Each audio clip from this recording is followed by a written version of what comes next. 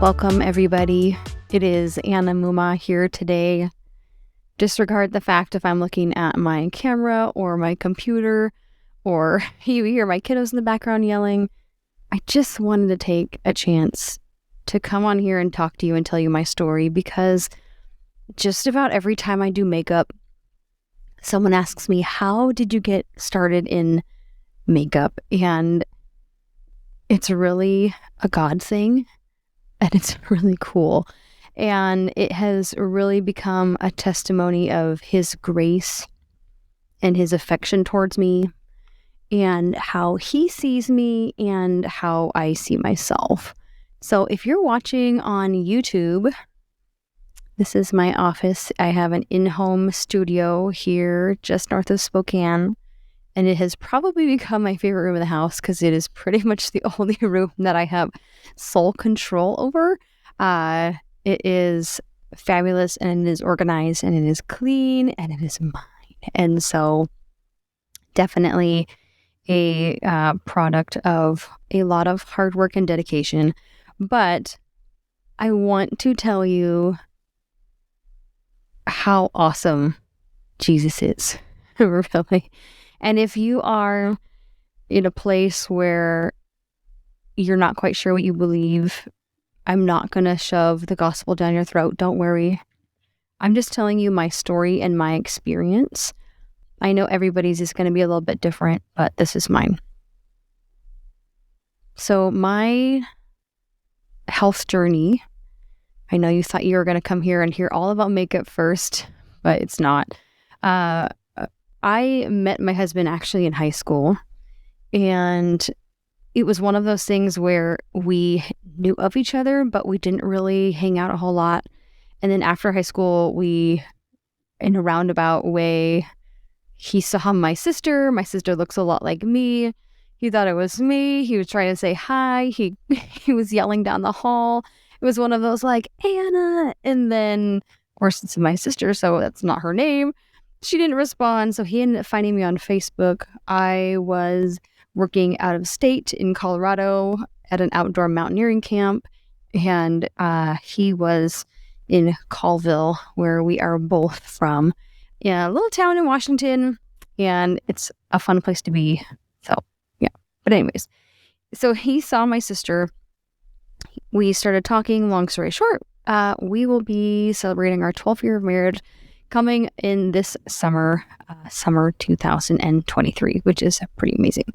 So anyways, when my husband and I first started hanging out, I was kind of in the beginning of dealing with some health issues and was diagnosed with hypoglycemia. And at the time, I thought hypoglycemia was a diagnosis and not necessarily just a symptom. It turns out that a lot of times we are hypoglycemic because of something going on in our endocrine system. And I had gone through a lot of testing by naturopathic doctors and other professionals in the hospital and physician workspace, and they really couldn't figure out exactly what was going on, but my blood sugar was dropping pretty drastically.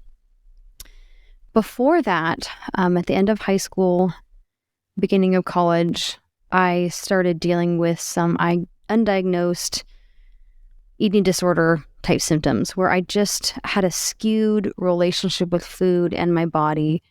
And it was constantly my prayer that I would see myself the way that the Lord would see me. And after about 2 years of dealing with that, and this was before I met my husband, after about 2 years of dealing with that, I remember just kind of a day and just being like, wow, like, Lord, you answered that prayer. And it is still my prayer, even though I don't deal with any of those eating disorder type symptoms. We still all have our days where we're like, gosh, I just don't feel good about the body I'm in. Or we look in the mirror and we aren't exactly loving what we see. And on those days, it is my prayer that I would see myself as the Lord sees me. And He's been so faithful in granting me that. But that aside, I started dealing with some endocrine issues and some gut issues, and was kind of on a downhill spiral of what I could and could not eat without exacerbating some symptoms. And without going into too much TMI, because I don't know how much of that you want, basically a lot of stuff was not staying on the inside of my body, so to speak. And so it was just kind of running through my system, and I was having a hard time staying nourished and things like that. My symptoms started to get a little bit better, and we got married in the summer of 2011. And then after that, my body just went downhill really, really fast, and started dealing with what was later I probably figured out was like extreme anxiety, depression. I had adrenal fatigue and a whole host of other symptoms that went along with that. I also had iron deficiency anemia and had to do iron infusions, quite a few in the midst of several months, where I'd have to go down to Spokane and get iron infused. I started to feel a little bit better, kind of went back to work, did my thing, and shortly after we first had our first kiddo, my body went downhill again, and it was to the point where it started going downhill quickly to where I wasn't really able to take care of my kids, and that was hard. At the time, we only had one kiddo. He was still very young, and I went from being very active. At the time, I worked as a health and fitness coach, helping people online with their health and fitness and ran group fit classes. And fitness was a way that helped my anxiety. It helped my depression. It helped me feel better about myself. Like there's just something about getting those endorphins going that allows you to see yourself in a different light. And that's what I had. And I loved it. And I craved it. And I craved giving other people that feeling. And I remember when I worked as a waitress a couple years previous to that, I would hand people their food and they would smile. And I loved the feeling of giving people that joy and satisfaction. And I remember thinking, gosh, if I could just have a job where if I could give people joy and satisfaction in what they had in front of them, that would be it. And I think that's one of the things that propelled me through the health and fitness industry is that I felt like I was giving people that joy of what was in front of them. Like they were able to look in the mirror and they were like, yes, I like it. And that's what we want, right? That's the feeling that we all want.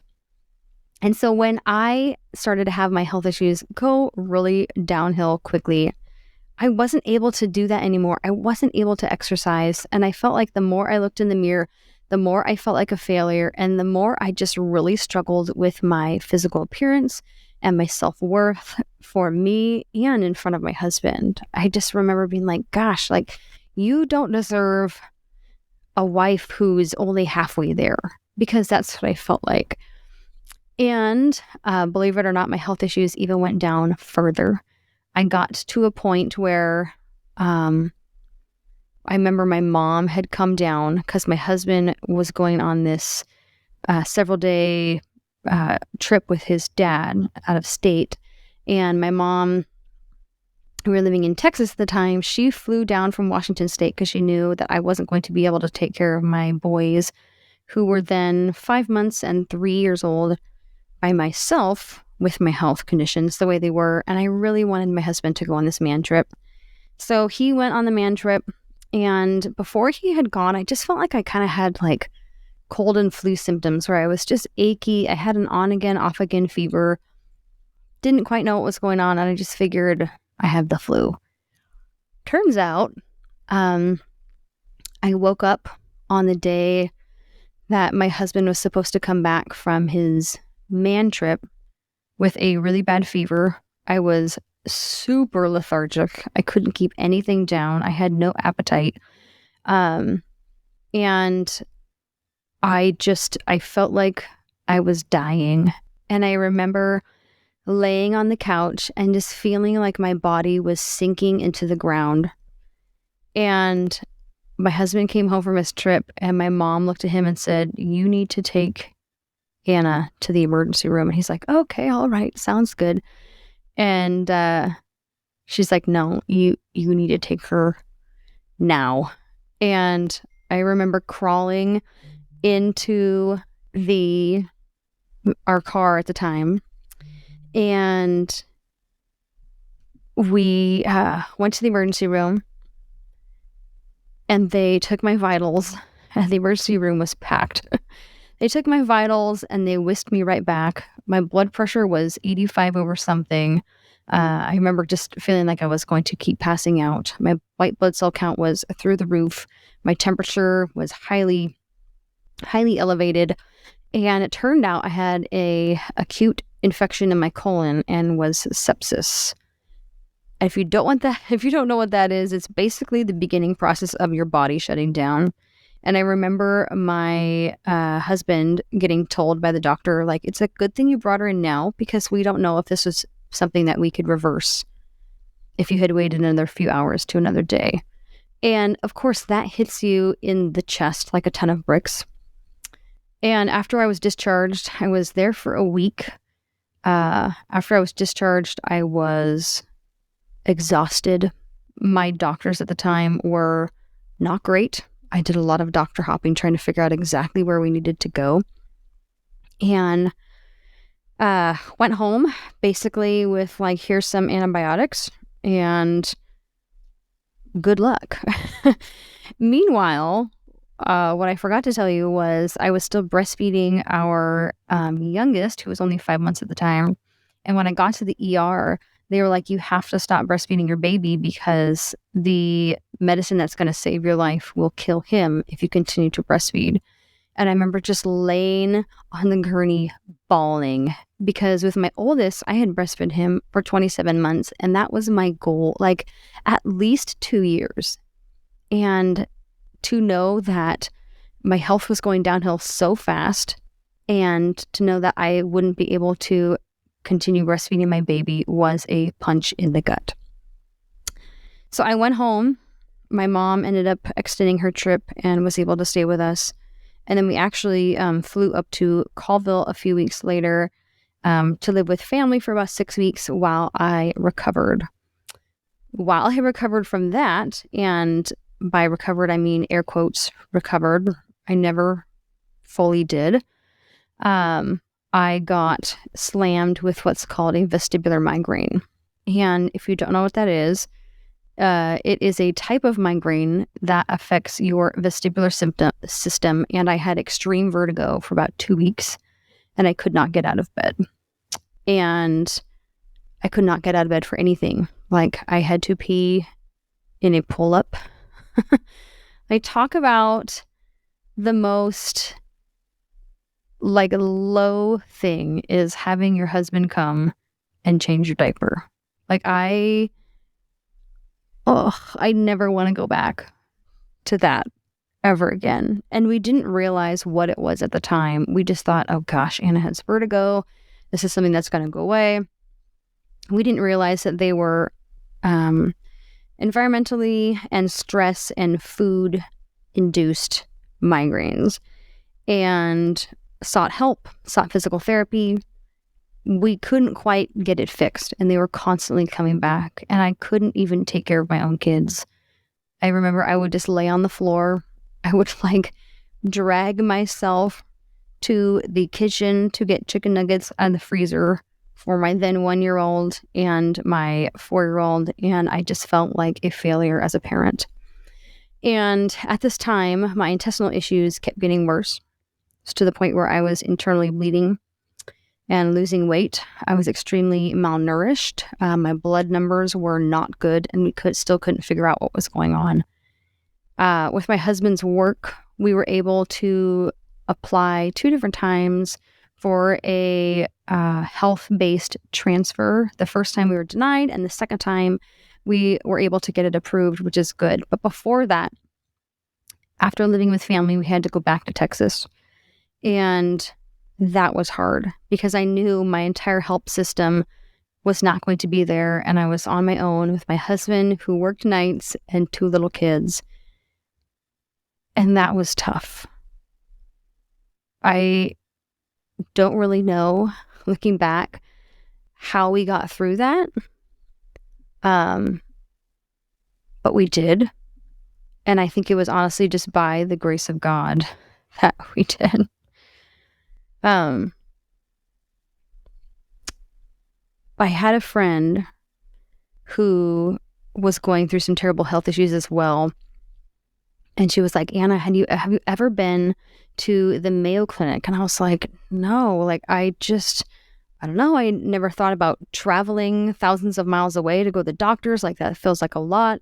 And I'm the type of person that I don't want a big fuss over me. Like when it's my birthday, like don't throw me a party. That just feels awkward. Get me a small present and send me a text. Great. Like just keep it under the radar. On the down low, I don't need a lot of hoopla or attention because it just feels strange. And so for me to fly and talk to my husband and be like, hey, can I drop a couple $1,000s so I can go to the doctor? Like that felt wild to me. But I was at the end of my rope and I remember just being in the garage and screaming and cussing out Satan and just being like, you are not allowed. You are not allowed here, Lord. Like I declare healing in my body, Lord, and I just want this. And I don't know if you've ever been in or involved with the Christian church at all. I had all sorts of people tell me, well, your issues are not healed because you didn't pray hard enough, or you didn't have enough faith, or you clearly must have some sort of sin in your life. I personally feel like that is baloney. I do feel like sometimes the Lord puts us through things for a purpose, and absolutely this is one of those things, but I don't feel like God was purposefully inflicting illness on me because of something in my life.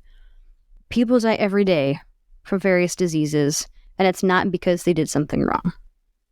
I just want to get that out there. I do remember, however, at the beginning of my health issues when my husband and I were first married, I remember doing my quiet time and opening my Bible and just being like, Lord, why? Why did you put me through this? And I distinctly remember feeling his presence and that calming voice just speak in my heart and just be like, Anna, it's not always about you. And I am here today because of that. But I remember I approached my husband about going to the Mayo Clinic, and to my surprise, he was like, yep, let's do it. So 4 weeks later, we got on a plane with our little kiddos and we flew to the Mayo Clinic. I had spent 4 years in Texas doctor hopping and going all the way from, we'd drive 10 hours to Dallas sometimes just to get care for my body. And in 3 days at the Mayo Clinic in Rochester, Minnesota, they were able to figure out exactly what was going on. And I was basically dealing with it's kind of like ulcerative colitis, but localized to the rectum, because I was, TMI, having bowel movements 15 to 20 times a day. I was bleeding. I had ulcers. And when they did the scope, they said, your intestines look like ground up hamburger. And it explained why I was in such severe pain, why I was constantly bleeding. And a month later, after we had gone home, I ended up flying back to the Mayo Clinic and received surgery. They took out a foot of my intestines and placed it in an ileostomy bag.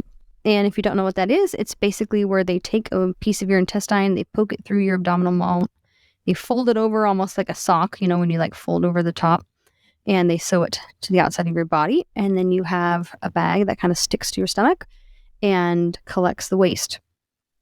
And that was, as terrible as it sounds, the best thing that ever happened to me. Because I was able to then go and check my mail without feeling like I was going to crap myself. For the first time in forever, I was able to go to the store with my kids and not have to have someone come along or ride one of those carts. I wasn't constantly running to the bathroom. I wasn't even able to make friends hardly before because I was so sick. We couldn't really attend church. I couldn't go anywhere by myself. And so to be able to have the freedom, to be able to drive, to be able to take my kids places, to be able just to like take them to the backyard without feeling like I was going to pass out was amazing. And I had the ileostomy bag for about a year. We ended up getting approved for our for my husband's job to transfer us back home to Washington State. So we moved from Texas to Washington about 3 years ago. It was actually March 2020, right before COVID. And that kind of began the new life. And I felt like that's when it was like Anna 2.0. We tried that December to do a reversal on my ileostomy, but there was just too much damage. So they ended up placing a colostomy bag. And my migraines became much less severe. We found out what my triggers were.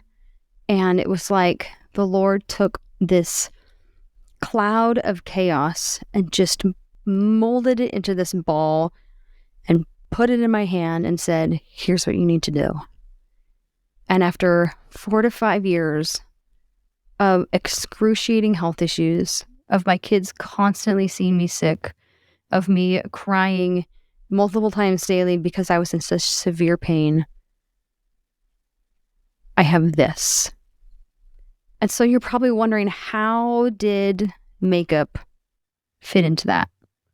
So when we were living up here with family in Washington State, when my migraines were the most severe and my stomach issues were the most severe, I felt like I didn't want to be here anymore. And I remember just being suicidal. I remember my anxiety levels were through the roof. And I was looking for a way to be able to look into the mirror and say, you're beautiful. Because I had lost the health and fitness part of my life. And I just felt like crap. I felt like when you look in the mirror and you're like, this is the lowest of the low. Like, it does not get any less than that. I can't take care of myself or other people. Like, I can't even love on my kids the way I want to. And my husband was like, well, why don't you get a hobby that you can do sitting down? And my mother-in-law at the time had just like a monthly subscription sample bag of skincare products and makeup. And she was kind of playing with that. And I remember just being like, oh, that's kind of fun. And it was $10 a month. My husband was like, why don't you get that? So I got it. Now, realize I knew nothing about makeup, like nothing. I wore concealer and mascara, and it wasn't even the right color of concealer, you guys. It was too dark. It looked terrible. And so I started playing with makeup, and I was like, this is kind of fun. And started watching tutorials on YouTube. Then I got a certification for makeup artistry because I thought, that sounds kind of fun. Like, maybe I'll be able to learn more. Then I got another certification. Then I got like a state board certified sanitation consultant certification. And then people started asking me to do makeup for weddings. And then I thought, you know what? This makes me feel really good.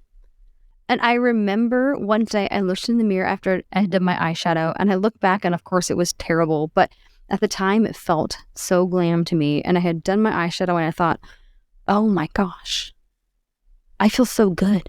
And I was in the backyard, and I was taking selfies, and it kind of like gave me a little boost, you know? And I kind of put my shoulders back, and my head was a little bit higher, and my posture was better, and the way I thought about myself was better. And I realized how we feel tells us so much about how our day is going to go. Because have you ever had that day where you wake up and you're in your pajamas and you don't get in your pajamas till 3 and you're just like, ugh, or in your clothes until like 3 and you just feel like a slob?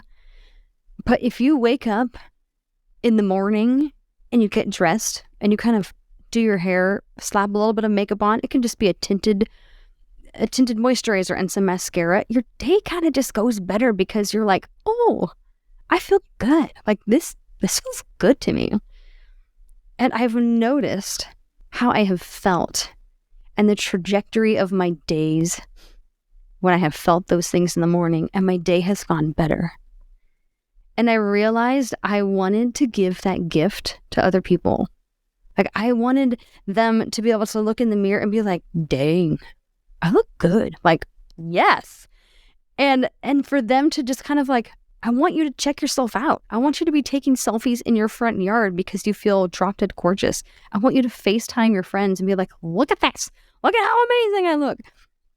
And on the wedding day, you need that. You need that person in your corner going, oh my gosh, you look amazing. You need to be able to look back at your pictures 10 years from now and be like, wow, I felt so good. Now, the goal is not for people to say, I love your makeup. The goal is for you to look in the mirror and say, I feel so beautiful.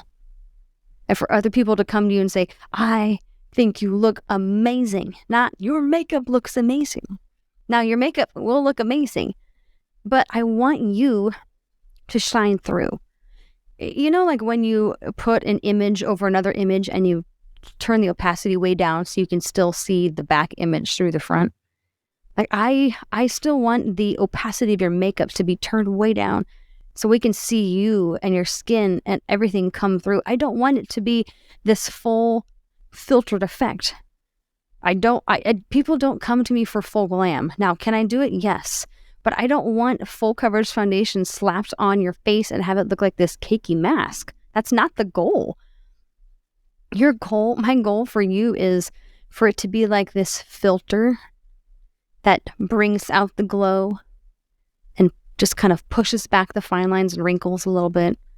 That pushes out that inner beauty and the beautiful shape of your eyes and the gorgeousness of your lips, but pushes back those red spots and maybe those acne scars. We want to push forward the things that you love and the things that you find beautiful and just dial back on the acne and the dark circles.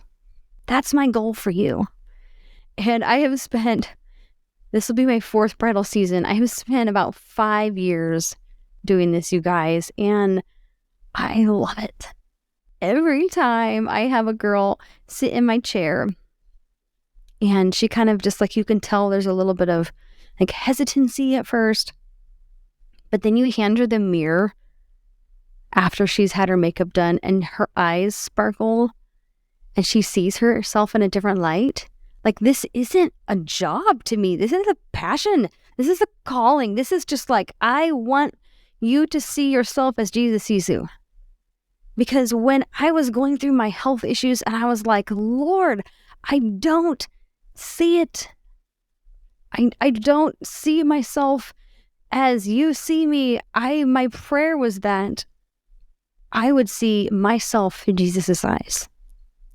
And that's my prayer for you, is that you would see yourself as dearly beloved, made in God's image, fearfully and wonderfully made, because that's how he sees you. He looks at you and goes, wow. And I want you to feel the same. Because when we look in the mirror and we go, ugh, we are putting down the Lord's creation. And we are ultimately telling God, I don't approve of your work. We don't ever look outside of the trees and go, ugh. I mean, maybe if it's an ugly tree, but like, God made that too. And so I want you to see yourself in the light and in the glow of Jesus. And that's what I want for you. So I remember when my health issues first started and I asked God why. And I said, why? Why am I going through this? And he said, Anna, it's not always about you. It was because it's about you.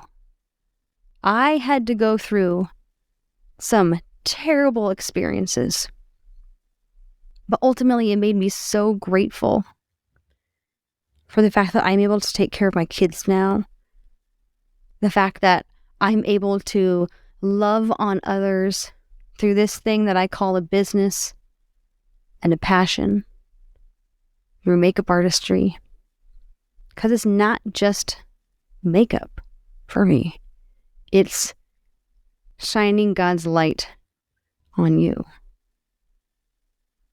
And if you get one thing out of this, I want you to realize how loved you are by our Savior. I want you to look in the mirror and think, wow, I feel good. And if you don't, come see me, because I want to teach you, I want to show you how to apply your makeup in a way that honors yourself and in a way that allows you to bring forth your best. And if you don't want to be taught, I'll just do it for you. You come sit in my chair. Let me love on you. If you're a bride and you're getting married, I want to do this for you and your bridal parties, because it brings joy to my heart. And it brings joy to Jesus when he sees you smiling at yourself. So thank you for allowing me to speak into your life today. Father, we just come to you, Lord, and we're just so grateful and thankful for you and the fact that you took time to create us in your image. What a blessing you are. I pray that every woman listening would see herself in your light, Father. I pray that she would just be able to apply those habits in her life that she might need to be able to see herself as you do. Father, we thank you. In Jesus' name, amen. Bye, everybody.